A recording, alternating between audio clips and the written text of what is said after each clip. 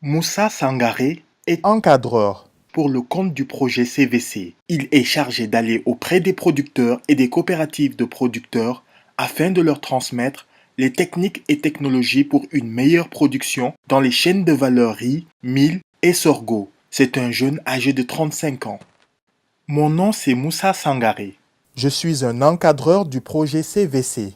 Je travaille avec le projet CVC depuis plusieurs années. Quand les producteurs ont commencé à travailler avec le projet CVC, ils ont reçu plusieurs formations qui leur ont permis d'améliorer leur productivité et de gagner plus d'argent. Je voudrais partager ce que le projet CVC leur a appris par rapport à la production du mil. Suivez-moi. Si vous voulez faire une bonne production de mil, voici les étapes à suivre. La première étape est de connaître les technologies à adopter qui sont les suivantes. Il faut privilégier les semences améliorées, de l'engrais minéral ou de l'engrais organique. Il faut avoir des fongicides et les insecticides homologués, tels que Apronstar. Il faut aussi adopter les actions de lutte anti-érosive. L'étape qui suit est la préparation des sols.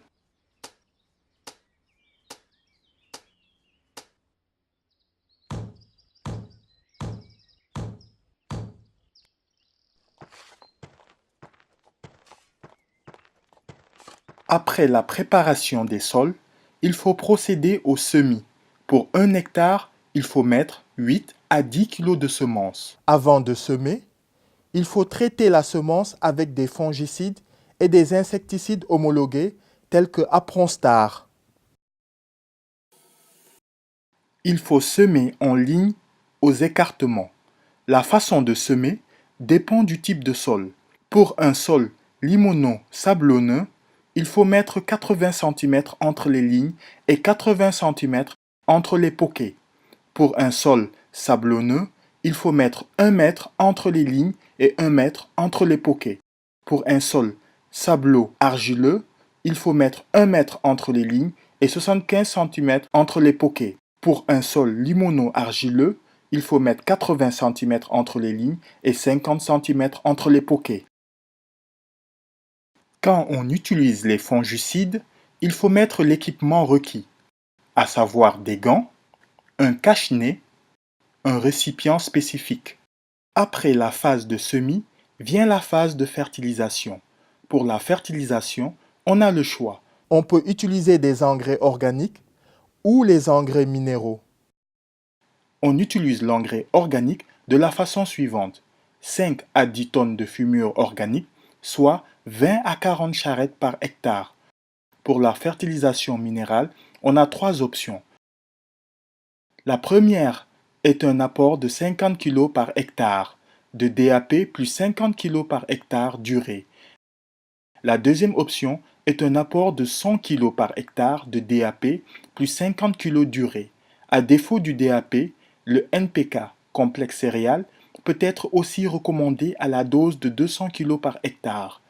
La troisième option est le système de microdose, 70 kg par hectare, 35 kg DAP, 35 kg urée. Pour le DAP et ou le NPK, on fait l'apport d'engrais au plus tard 15 jours après le semis.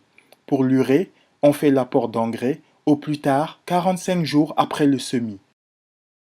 La phase qui vient est la phase des entretiens culturaux. On commence par le démarrage précoce, 2 plants par poquet, 10 à 15 jours après le semis. Pour le sarclage, on procède de la façon suivante. Premier sarclobinage 8 jours après la levée et ou 15 jours après le semis. Deuxième sarclobinage 15 jours après le premier sarclage. Troisième sarclobinage, au besoin, 60 à 65 jours après la levée, en humide pour lutter contre le striga. Éventuellement, le sarclage est normalement suivi du butage. Il faut garder en tête que certaines maladies et ravageurs peuvent venir détruire la production. Il s'agit du mildiou, du charbon, du striga, des pucerons, de la cécidomie et des sauterelles. Après tout ça, vient l'une des phases les plus importantes du processus, la récolte. La récolte se fait lorsque le mil est mûr.